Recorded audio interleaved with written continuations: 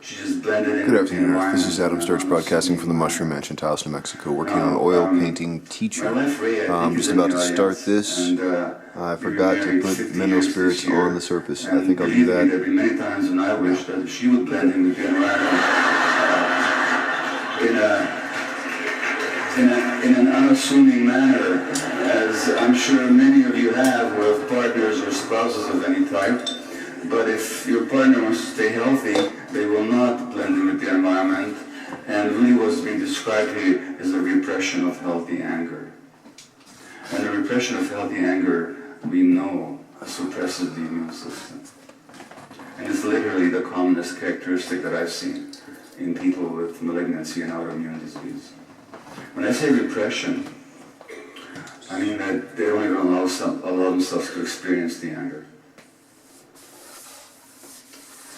And the final obituary I'll read you is, you'll have to really take my word for it that I copied this out verbatim from the newspaper. This is a man called Sidney. He was the physician at age 72 of cancer. Sidney and his mother had an incredibly special relationship, a bond that was apparent in all aspects of their lives until her death. As a married man and young children, Sidney made a point to have dinner with his parents every day as his wife Rosalind and their 4 kids waited for him at home. He would walk in, greeted by yet another dinner to eat and to enjoy. Never wanted to disappoint either woman in his life, Sidney kept having 2 dinners a day for years, until gradual weight gain began to raise suspicions. And this is presented as a wonderful example of loyalty to the parent. And what is actually being described here is a poor man who suffered from 2 fatal beliefs. And when I say fatal, I mean literally fatal. One is that he's responsible for how other people feel, and 2, that he was never disappoint anybody. I'll give you one more example, which is actually a British one. It's from the TV series The Crown, which I'm sure many of you have seen. It's a wonderful soap opera about the Windsor family. And as you know, the current Queen's father, King George VI, ascended to the throne in 1936 when his brother Edward abdicated to marry his divorced American sweetheart. His name wasn't George, his name was Albert, Bertie. He did not want to become king. He did not. When his mother, Queen Mary, told him about the coming abdication and that it'd be up to him now to assume the royal throne, he writes in his diary, when I told her what had happened, I broke down and sobbed like a child, he said. He didn't want to do it. Now, in the Crown, in the TV series, there's a conversation between his mother, Queen Mary, and his wife, the now deceased Queen Mother, Elizabeth. And the mother says, now, of course, he died of cancer. He was a smoker and he died of lung cancer. There was a British surgeon in the 1960s called David Kisson who noticed, just like I noticed, and there's many physicians that noticed, these patterns in their clients. And he noticed that he was operating on people with lung cancer. And of course, the more you smoke, the greater the risk of lung cancer. Now Bertie, or King George, who became King George VI, was a smoker. But Kisson also noticed that these people also suppressed their emotions, particularly their anger. And he did some studies, and he actually found that the more you suppressed your emotion, the less cigarette smoke it took to trigger the cancer in you. Now, going back to the Crown, so here's the Queen Mother, I should say King George's, Albert's mother, talking to his wife, and she says, the mother says, one can only be thankful for the years one had with him. So wonderfully thoughtful and caring, an angel to his mother, wife, and children. I honestly believe he never thought of himself at all. He really was the perfect son. Want to be the perfect son in the British royal family? Don't think about yourself. Don't think about yourself. So I think that what we need is a broader view of medicine.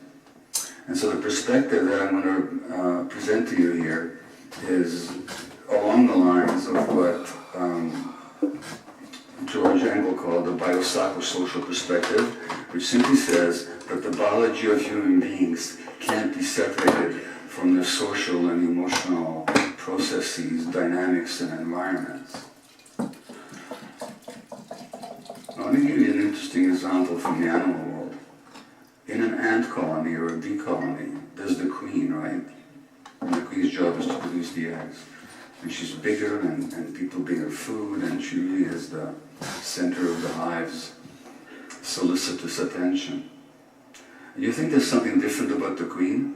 No, genetically, she's the same as all the drones. It's just that because of the demands of the hive, she develops the characteristics of the queen. And if you take the queen out of the hive of an ant colony, for example, one of the drones will develop into the queen. Biologically, they will change. In other words, the biology of the individual utterly reflects the needs of the group. And that's also the case in human life. So 3 years ago, I had the pleasure, or 2 years ago, we were being in Britain, in London, presenting at the Breath of Life conference, and one of the co-speakers was the great trauma psychiatrist, my friend of mine, Dr. Bessel van der Kolk, and Bessel says in his book, The Body Keeps the Score, our culture teaches us to focus on personal uniqueness, but on a deeper level, we barely exist as individual organisms. Our brains are built to help us function as members of a tribe.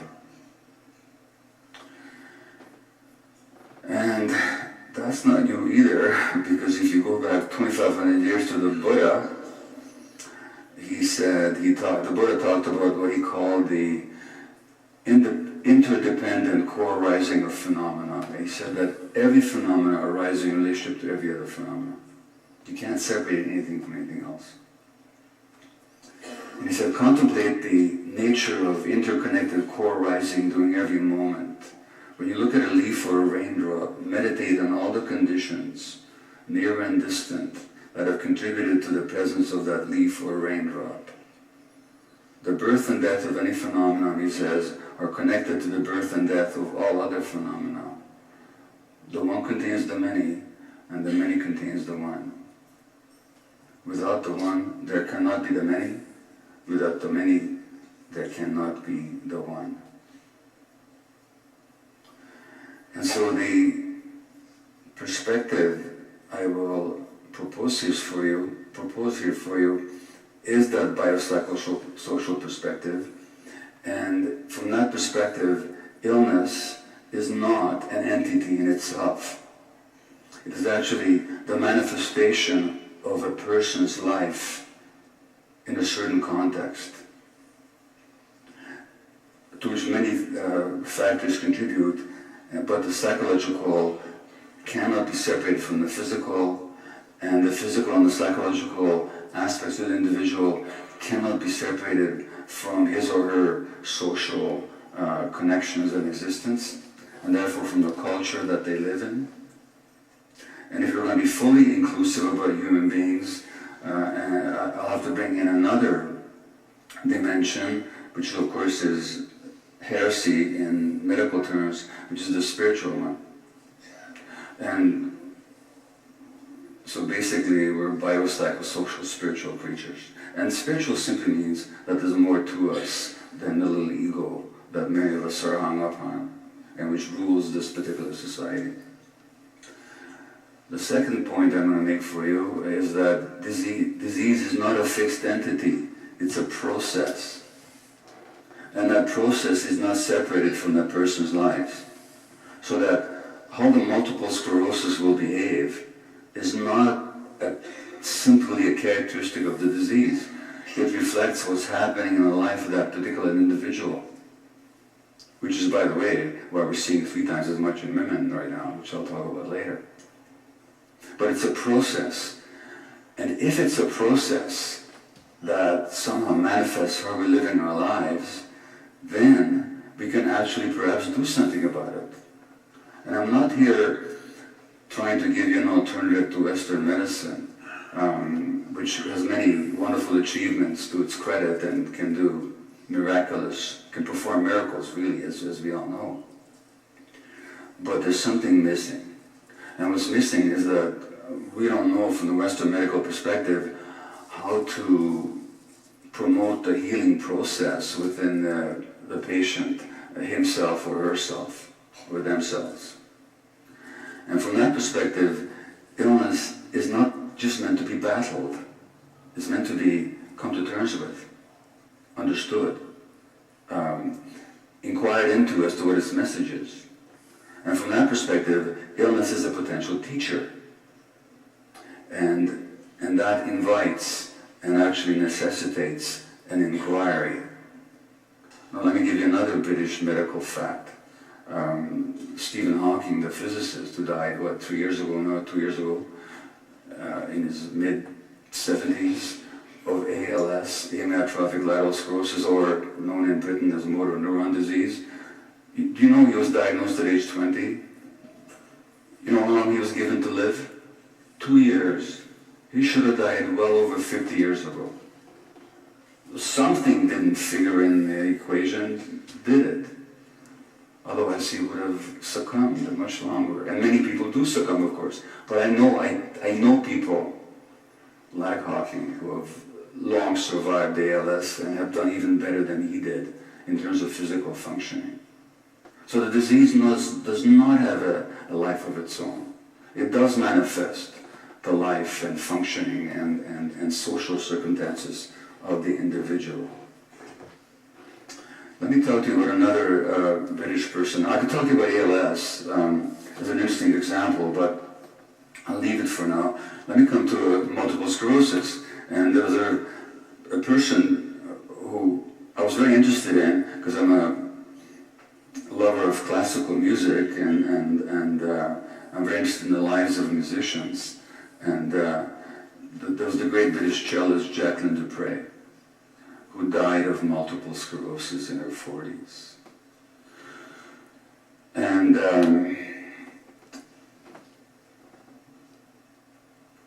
I'm going to play a piece of music, actually, a couple of minutes of her recording of the Algar cello concerto.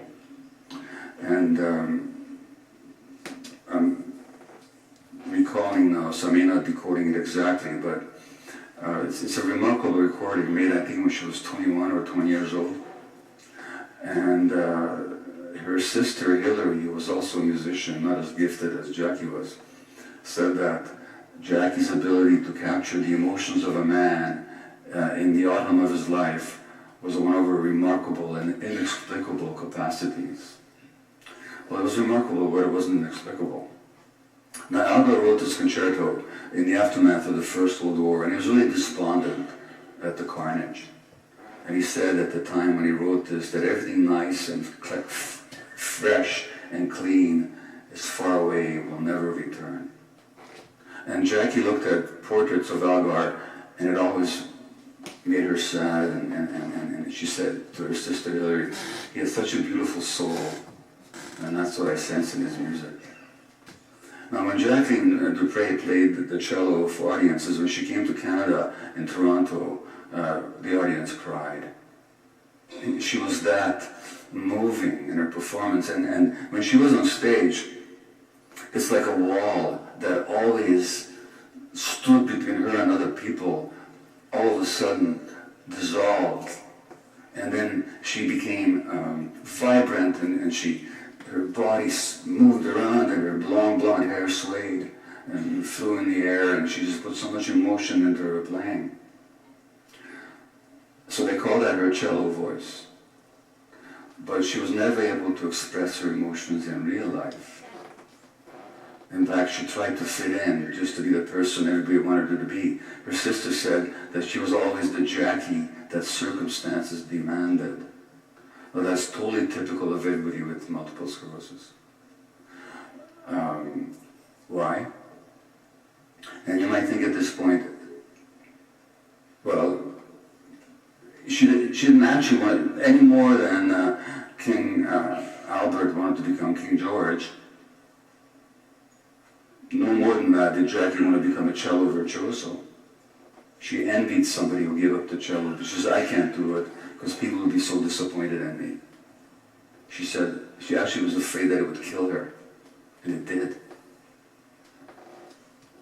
When she was 7 or 8 years old, I forget exactly, I read Hillary's account of this. She said to her sister, Hill, don't tell our mommy this, but when I grow up, I won't be able to move or walk. That's exactly what happened by the time she was in her 30s. It's very interesting here because sometimes people have this intuitive feeling. Jonathan Swift, the great satirist and writer, author of Gulliver's Travels, who died with severe Alzheimer's dementia, said to a doctor friend of his as they were walking outside one day, looking at this tree losing its leaves, and Swift said, I shall be like that tree. I shall die first at the top. There's something in us that knows. Jacqueline Dupre went to Russia to study the cello, the land of music. She was raped there. She comes back to England and says to Hillary, Hillary, don't tell our mommy this, but I was raped in Russia. Now notice both times, don't tell our mommy this. She doesn't want to hurt the mommy's feelings or upset the mommy. And you might think at this point, I'm blaming her for the disease. I'm not blaming anybody for the disease because these patterns that I'm describing are not conscious on anybody's part. Nobody chooses them deliberately. But there's a responsibility here. By responsibility, I don't mean in any sense guilt or blame. I mean in the sense that if you actually look at who gets sick and why, yes, there's certain patterns and dynamics, certain beliefs that they hold about themselves and their relationship to the world that actually, I'm not going to say causes the illness, but contributes significantly to the onset of the illness. And furthermore, there's another meaning to the word responsibility, responsible, which is response-able. We want people to be response-able. And I can tell you, I know people with multiple sclerosis who once they become response-able, once they look at the flare-ups and what stresses led to the flare-ups and how they unwittingly contributed to those stresses and learn how to prevent the next flare-up, their disease actually significantly mitigated. And that's what I mean by responsibility. I mean response-ability.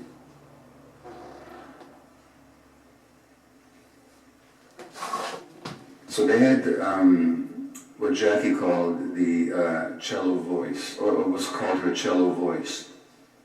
Now in this particular recording, you'll hear that voice, but interestingly enough, there's another recording of the same concerto by Dupre some years later, which her sister heard after her sister's death. And it was the last recording made by Jacqueline Dupre in Britain before she would no longer play the cello. And as Hillary was listening to this recording, she said, suddenly, I stopped, she said, Jackie was slowing the tempo down. I knew what she was doing. She was speaking in her cello voice. She was playing her own requiem. Now, the recording I'm playing now is the one that was made by the 21 or 20-year-old, excuse me a second here, Jacqueline Dupre.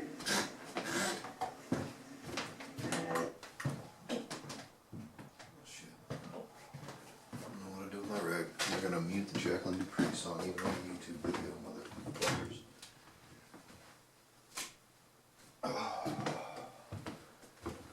So enjoy the silence, as Depeche Mode would say, while I clean my brush. Where's my brush? Where did I put it?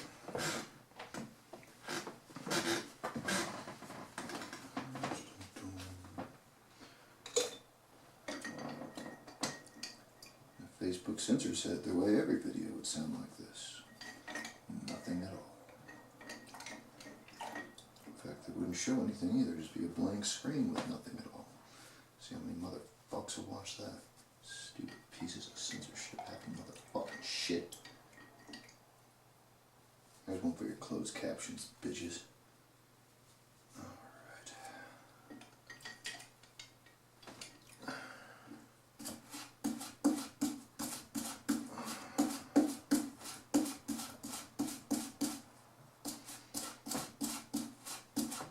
I wish I could play in a few more minutes of that, but we're just going to run out of time if I do. The question is, why do people do that? Why do they suppress themselves? Why do they try to please others? Why does she try to be the Jackie that circumstances demanded? This is where there's no blame whatsoever, because Jacqueline Dupre was born to a mother who was, while she was still in the hospital with her baby, lost her father, to whom she was very close. Jacqueline's mother's father died. The role that Jackie was thrust into as an infant was that of the mother's emotional support. She had no emotional existence of her own. And these early relationships that we experience, they become our templates for our personalities, and they become the templates for how we interact with the world. And the key point here is that there are two basic needs that human beings have. One is for attachment. Now, attachment is absolutely essential for human survival. Attachment is actually a biological drive. It's an instinct to be close to another person. Why do we have that drive? Because without it, we can't survive. All right. Pardon my ramble. That's Adam Sturch broadcasting from the Mushroom Ranch in Taos, New Mexico, working on oil painting teacher. This one is off to a good start. That's about all I can do with it right now while it's still so wet. I'll start some more layering on it next session, maybe. Thank you, and have a good afternoon, Earth.